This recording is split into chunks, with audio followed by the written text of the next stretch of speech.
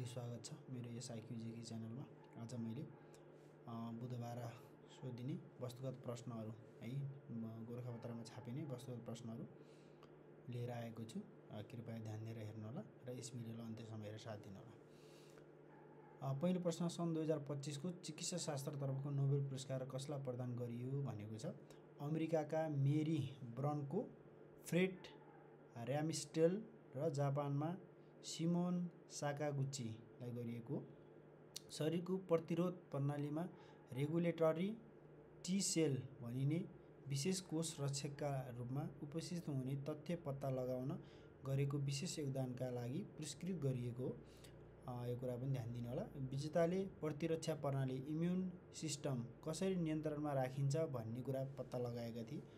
नयाँ खोजले क्यान्सर तथा अटोइम्युन रोगको उपचारमा थप टेवा पुग्ने नोबेल कमिटीले जनाएको छ। यसले अङ्ग प्रत्यारोपणलाई अझ सफल बनाउन मद्दत पुर्याउन सक्ने वैज्ञानिकले बताएका छन्। त्यस्तै 2025 सेप्टेम्बरमा प्रकाशित 100 एसियाली वैज्ञानिकको सूचीमा पर्न सफल 5 नेपाली वैज्ञानिकहरू को हुन् भनेको छ। फ्रेन्सन Pradhan KU, Raju Acharya friends of nature, Rinzin Phunjok Lama independent conservation biologist, doctor Shailendra Giri Rapti engineering college र Tista Parsai Joshi Nepal academy of science and टेक्नोलोजीबाट हो। त्यो कुरा पनि ध्यान दिनु होला। सरकारले सम्पत्ति शुद्धिकरण विभाग र राजस्व अनुसन्धान विभागलाई कुन मन्त्रालय अन्तर्गत ल्याउने निर्णय गरेको छ। अर्थ मन्त्रालय 2082 असोज 9 गतेको मन्त्री परिषदको निर्णयले गरेको। त्यसै सन् 2025 सेप्टेम्बरमा भएको युनिटी कप T20 अन्तर्राष्ट्रिय श्रृङ्खलाको उपाधि कसले जितेको। नेपालले वेस्ट इन्डिज विरुद्धको युनिटी कप T20 अन्तर्राष्ट्रिय श्रृङ्खला 2-0 को अविजित अग्रता ऐतिहासिक जित हासिल गरेको थियो। यो कुरा पनि ध्यान दिनु होला। त्यस्तै हाल मुलुकमा साक्षर घोषित जिल्लाको सङ्ख्या कति रहेको छ। 76। अन्तिम कालीकोट हो 2082 असोज 9 गते। कर्णाली प्रदेशमा साक्षर घोषित हुन बाँकी जिल्लाहरू डोल्पा रहेको छ, एउटा जिल्ला मात्रै। त्यस्तै 65औँ जिल्ला मुगु, 66औँ जिल्ला जुम्ला र 67औँ जिल्ला हुम्ला है। हुम्ला चाहिँ 2082 जेठ 9 गते घोषित भएको। नेपालमा सुरक्षित गर्भपतन दिवस कहिले मनाइन्छ भनेको छ।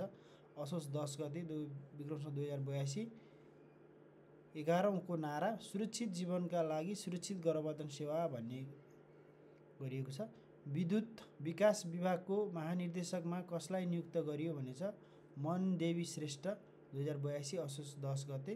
उनी विभागको पहिलो महिला निर्देशक हुन्।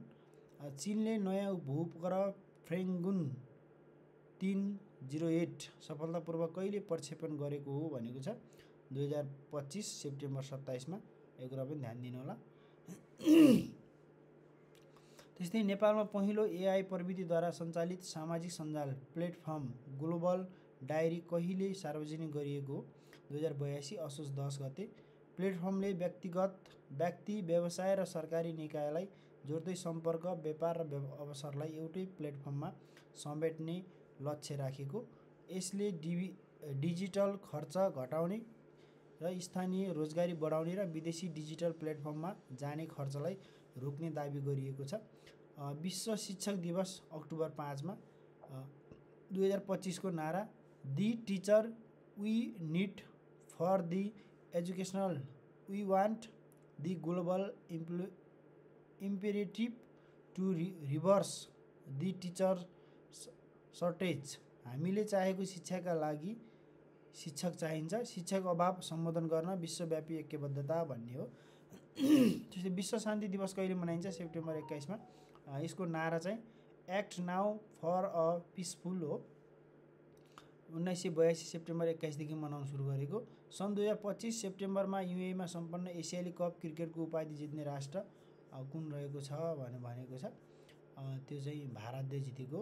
फाइनलमा चिर प्रतिद्वन्दी पाकिस्तानलाई 5 विकेटले पराजित गर्दै भारतले जितेको।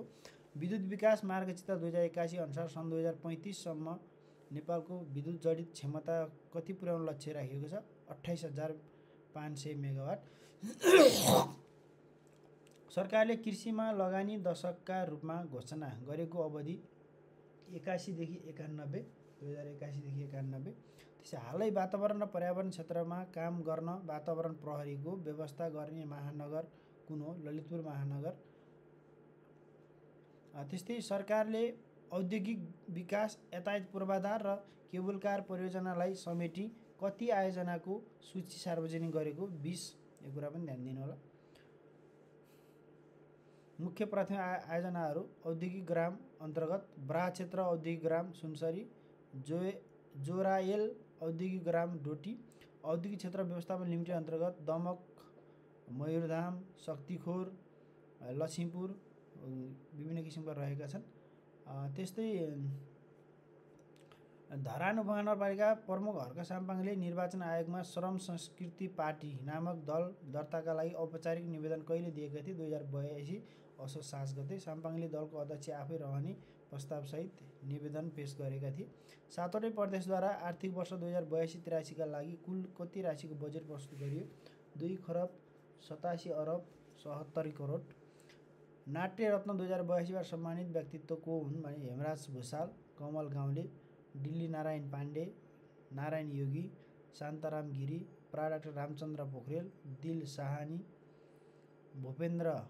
झपेन्द्र जीसी, भावना खनाल, डाक्टर नारायण प्रसाद पन्त, पुष्कर रेग्मी अथक रहेका छन्। नेपाल प्रहरीमा आर्थिक सम्बन्धी अपराध अनुसन्धान गर्ने उद्देश्यका साथ आर्थिक तथा वित्तीय अपराध अनुसन्धान एकाइको गठन कहिले भएको? 2082 वैशाखमा। विश्व पर्यटन दिवस कहिले मनाइन्छ? सेप्टेम्बर 27 मा। टुरिज्म सस्टेनेबल ट्रान्सफर्मेसन भन्ने छ 2025 को नारा। त्यस्तै ट्रान्सपेरेन्ट इन्टरनेसनलले सन् 2025 फेब्रुअरी 11 मा सार्वजनिक गरेको भ्रष्टाचार अवधारणा अन्तर्गत करप्सन पर्सेप्सन इन्डेक्स CPI अनुसार नेपाल कतिऔं स्थानमा रहेछ? 107औं स्थानमा। जोगियाना नामक कृतिका लेखक कुमार नगरकोटी हुन् भने कर्मना नामक कृतिका लेखक को हुन्? झमक कुमारी घिमिरे रहेको छ। यस भिडियोलाई अन्त्यसम्म हेरेर साथ दिनु होला र यस च्यानललाई सब्स्क्राइब गर्न, लाइक गर्न र सेयर गर्न नभुल्नु होला। हस्त नमस्ते।